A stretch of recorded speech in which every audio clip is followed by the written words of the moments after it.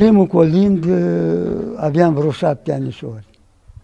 Да, нам не разрешали каледовать, но мы, наша мужская компания каледующих, были уже женаты. Запрет нас не остановил. Собрались 12-13 человек. Мы обязательно ходили вечером каледовать. А так как мы пели в домах друг друга, наши жены знали об этом и собирали столы, чтобы принять каледующих в ночь с 24 на 25 декабря, перед Рождеством. Все из села ведали, что мы каледуем, а мы были молоды и сильны. Поэтому к нам никто даже близко не подходил с руганью или запретами. Сразу решили, что если кто-то из нашей компании умрет, мы будем приходить в его дом с колядками ежегодно, чтобы пропеть пожелания лучшего оставшимся в этом доме. Вот у меня ушел из жизни брат. Мы в праздничную ночь зашли каледовать в его дом. Еще в селе живет Илья Ротару из нашей группы. Я ему многократно говорил, если я умру первым, ты меня заменишь. Если первым уйдешь ты, я выполню все за тебя. Так получилось, что я заменил всех. Мне нравились все песни. Если бы это было не так, я уже давно бы забыл. Когда остается до Рождества 1 месяц, я тихонечко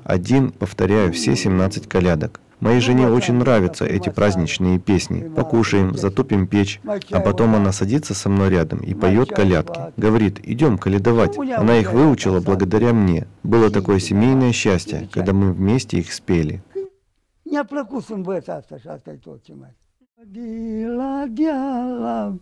Vale coboare, lui cer, v-am spus așa e gât.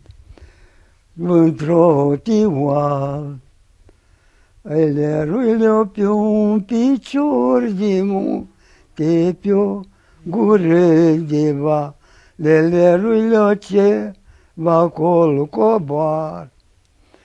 Ele unde iarba-n crește-n patru semplete, cele ruiloni ci-și găitănești.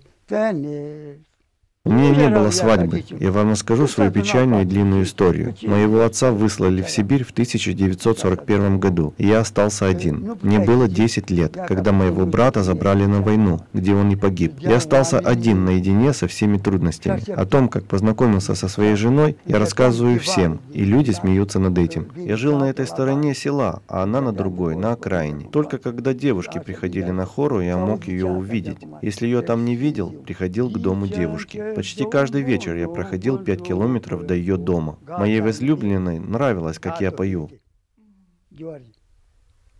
Are o fată mare, coasinci îndosește, pe marea-mi privește, departe-mi zărește, de o corăbioară,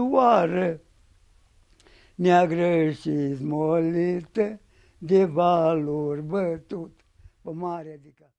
Когда мне приходила пора уходить, она просила, чтобы я спел еще по дороге домой, в то время как буду в долине и на горе, чтобы далеко и долго было слышно. «Очень мне нравится слушать твои песни», — говорила она. «Сейчас пою и плачу, вспоминаю свою жену. Хочется, чтобы мои внуки выучили колядки и не забывали их». Nu-i bun să piardă.